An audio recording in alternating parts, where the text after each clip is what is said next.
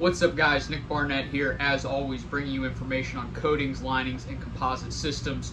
Real quick, we're going to jump into an introduction to the coatings and linings for pulp and paper mills.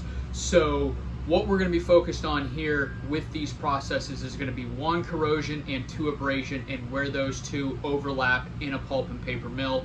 Now again, this is just going to be a short video. On the corrosion side, we'll be talking about black, white, and green liquor tanks. On the abrasion side, lots of pumps, anywhere we're pulling pulp out and we're moving a lot of high solids, and then everywhere where those two systems meet and we're experiencing both corrosion and chemical attack as well as abrasion, and so we're going to need something that can hold up to both. So hope this video gave you a quick overview of what we're going to be covering. As always, if you could share this video with anybody that may find this helpful. Appreciate you guys. Take care. Godspeed.